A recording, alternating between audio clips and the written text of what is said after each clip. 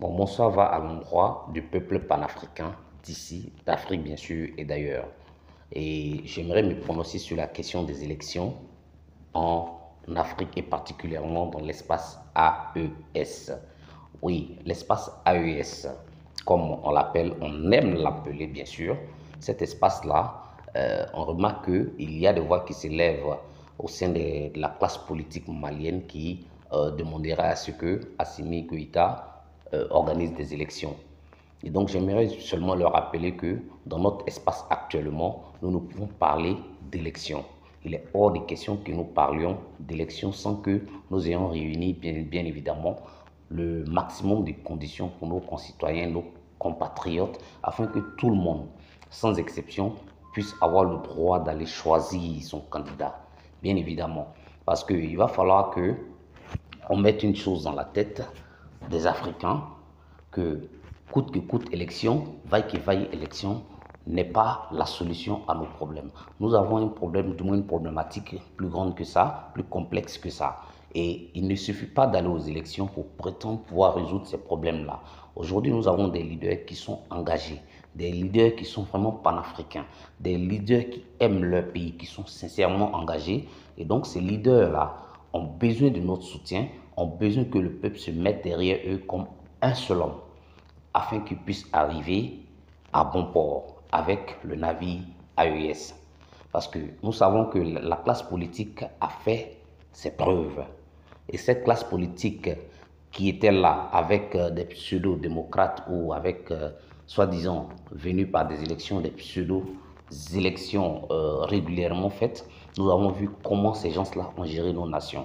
Nous avons vu comment ils ont pillé les deniers, comment ils ont pillé les ressources, les fonds publics afin de se remplir les poches. Ça, ce n'est un secret de polichinelle pour personne. Nous le savons tous. Et aujourd'hui, on nous demande encore de ramener nos pays entre les mains de ces États-là. Je vous rappelle que l'AES est un projet plus que le Mali. L'AES est un projet qui dépasse le Burkina. L'AES est un projet qui dépasse le Niger. Et c'est seulement ces trois pays-là qui ont décidé ensemble d'aller de l'avant, de mener un combat commun. Bien sûr, c'est un combat qui nous concerne tous en Afrique, mais principalement dans cette zone sahélienne-là, où les populations sont confrontées depuis de nombreuses années, comme vous le savez, à cette histoire de terrorisme-là. Et aujourd'hui, avec ce que ces gens-là sont en train de faire sur le terrain, d'ailleurs, eux-mêmes proviennent du terrain parce qu'ils connaissent le terrain. Ils ont d'abord connu les problématiques liées au terrain avant de venir aux affaires et de prendre le contrôle de nos États. Et aujourd'hui, ils ont besoin de notre soutien, comme le fait d'ailleurs beaucoup de nos compatriotes de l'AES, beaucoup de nos concitoyens de l'AES les soutiennent. Mais encore, il va falloir qu'on mette dans nos têtes que les élections ne feront pas notre affaire. Pour l'instant, en tout cas, oui, il va falloir qu'on aille à un moment donné aux élections. Mais pour l'instant, il n'est pas question de parler d'élections sur le territoire AES. Je suis désolé de le dire, parce que les élections, il va s'en dire quoi? Encore de l'argent. Oui, suffisamment d'argent pour pouvoir organiser encore de nouvelles élections au profit de qui? Non, nous devons établir les règles de notre démocratie à nous. Oui, s'il va falloir réfléchir, imaginer de nouvelles règles qui soient conformes à notre société, qui sont conformes à nos réalités, il va falloir les redéfinir. Et ceux qui devraient être exclus devront être exclus. Il n'est pas forcément question d'avoir un gros diplôme ou être un gros entrepreneur ou être militaire ou pas militaire pour prétendre gouverner le pays. Aujourd'hui, ces gens, ils n'ont pas demandé un électorat avant de venir aux affaires. Mais nous constatons que derrière eux, le peuple est mobilisé depuis très longtemps. Sinon, ils ne seraient pas arrivés à cette date où nous sommes là, aujourd'hui, là, au pouvoir. Et ce qui veut dire que ce socle populaire qui est derrière eux, là, doit encore se renforcer et leur montrer, leur témoigner de ce que nous souhaitons qu'ils arrivent à bon port avec notre navire. Donc, élection, élection, élection, pas question pour l'instant. Parce que chaque citoyen de cet espace-là, s'il est vivant, mérite d'aller voter lorsqu'il remplit les conditions en tant que citoyen de l'espace. Et donc, il n'est pas question de privilégier certaines zones où, telles que les grandes villes, les principales villes de nos trois pays, où les gens ils vivent à l'aise, ils mangent matin, midi, soir, voilà, ils circulent comme ils veulent, ils rentrent à l'heure qu'ils veulent, ils sortent à l'heure qu'ils veulent, ils vont à l'école, leurs enfants vont à l'école, ils vont à qu'à leurs occupations, ils ont encore leur rémunération, leur source de revenus, et ils arrivent à se prendre en charge pendant que des contrées dans ces pays-là, les gens n'arrivent ne serait-ce qu'à trouver de quoi se mettre sous la dent ou de quoi boire. N'en parlons pas encore des besoins sociaux de base tels que les soins, l'école et tout ce que vous voulez. Et donc, dire que ces gens-là, il faut, bon, pour l'instant on les met à l'écart, on va aux élections. Mais je suis désolé, je suis carrément désolé. Nous savons tous que en Ukraine, ce qui nous pousse à aller aux élections, là, en Ukraine, Zelensky a dit qu'il ne va pas y organiser des élections. Ce n'est allé nulle part. Personne ne s'est plaint. On a entendu personne aller lui mettre la pression pour qu'il organise des élections. Pourquoi? Parce qu'il est en mode chef de guerre. Aujourd'hui, nos chefs d'État également, Ibrahim Traoré, Assimi Goïta et le général Tchani, sont en mode chef de guerre. Et donc, il va pas falloir les déranger avec ces histoires d'élections. Je ne sais pas pourquoi ces gens-là, qu'est-ce qui leur passe par la tête, ceux qui viennent avec ces histoires-là. Même si on remettait le pouvoir aujourd'hui aux civils, ils ne serviront à rien et encore, on va assister à de nouveaux coups d'État. Ça, c'est une certitude. On va assister encore à de nouveaux coups d'État pour les enlever, pour revenir. Et aussi, l'avenir de l'AES, là, il tient beaucoup. Parce que l'AES, c'est comme une table à 3 pieds. Aujourd'hui, il ne faut pas qu'on s'amuse à ce qu'un des pieds s'enlève. Si un des pieds s'enlève aujourd'hui, la table va s'écrouler. Tout le monde est un pilier dans le système. Le Niger, le Burkina et le Mali sont des piliers tous les trois.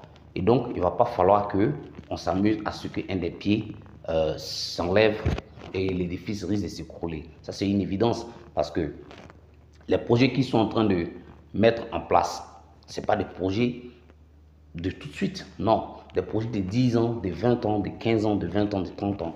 Oui, ça c'est des visions en fait, ce n'était pas des projets. Les élections ne peuvent pas nous apporter le développement. Je suis désolé. On nous le fait croire, mais en réalité, ce n'est pas possible. Dans nos contextes actuels, ce n'est pas possible. S'il va falloir attendre 20 ans, 30 ans encore pour pouvoir organiser des élections, je suis d'accord. Mais que ces dirigeants-là qui nous montrent encore patte blanche, nous souhaitons qu'ils continuent de nous montrer patte blanche et qu'ils redressent nos économies, qu'ils redressent notre mode de gouvernance, nos gouvernants et que d'autres types de gouvernants patriotes qui aiment leurs États-là viennent au pouvoir, pas pour défendre les intérêts des puissances étrangères quelconques, mais plutôt pour défendre les intérêts d'abord de leur population, de leur pays et ensuite les intérêts des autres vont compter. C'est ce que les autres font également. Bien évidemment, donc ce ne serait pas aller contre, ce ne serait pas un non-sens du moins. Hein? Voilà, donc pour ma part, c'est un peu ça, pas d'élection pour l'instant dans nos pays. Je suis désolé de le dire, mais c'est ce que je pense profondément. Et je préfère le dire et j'espère qu'il en est de même pour vous et pour tous les concitoyens de cet espace AES. Soutenons nos vivants. Ne laissons pas qu'ils leur fassent du mal avant de revenir plus tard pour dire oui, Modibo Keïta, il avait voulu développer le Mali, Thomas Sankara avait voulu, ainsi de suite. Ce sont voilà des autocollants qu'on ne va pas prendre et puis distiller un peu partout. Ça ne sert à rien. Pendant qu'ils sont vivants, acceptons le sacrifice. Oui, ça va faire mal, mais acceptons le sacrifice. Aujourd'hui, de souffrir, parce qu'il y a des gens qui savent que nous souffrons. Mais ils essaient de trouver des solutions à nos problèmes et de nous libérer d'une certaine manière, en tout cas de nous rendre autonomes sur un certain nombre d'aspects pour le développement de nos économies tels que l'aspect énergétique, l'aspect alimentaire. Et donc ça déjà même c'est des grands pas. L'aspect sécurité territoriale, hein? Sécurité territoriale, ça ce n'est pas rien. L'aspect défense collective, ça ce n'est pas rien. Et il y a encore de grands projets qui sont en train de réfléchir là-dessus et comment on peut implémenter ces projets-là pour notre espace AES. Et comme ça, vous voulez qu'on précipite pour aller aux élections, pour aller faire quoi? Pour aller faire quoi? Qui sont ceux-là qui vont venir se présenter aux élections? Les mêmes politiciens qu'avant-hier là? Je suis désolé. Non, je suis désolé. Des gens qui ne courent qu'après leur ventre, se remplir le ventre, la panse, c'est tout ce à quoi ils savent penser. Comment améliorer les conditions de vie de leurs concitoyens, ça, ce n'est pas leur problématique. Mais ils ont tout de suite peur quand l'Occident tire sur les ficelles, ils sont en train de faire des pas de danse. Mais quand il s'agit de leur population, ils vont sortir les armées pour pouvoir les massacrer. On a vu ça ici, dans nombre de pays. On est là, on n'est pas né aujourd'hui, on n'est pas né de la dernière pluie quand même. On a une petite expérience et on est en train d'apprendre l'histoire de notre pays, l'histoire qu'on ne nous a pas enseignée à l'école, bien évidemment. On est en train de l'apprendre au fur et à mesure, malgré nous-mêmes aujourd'hui. Et nous dirons merci, surtout aux réseaux sociaux qui nous ont permis de comprendre pas mal de choses aujourd'hui. J'espère que le message est passé et à la prochaine pour une nouvelle analyse sur l'évolution de la politique dans notre espace AES, bien évidemment. Et nous essaierons d'évoquer également la situation en Afrique globalement et pourquoi pas dans le monde entier. Merci beaucoup et à la prochaine.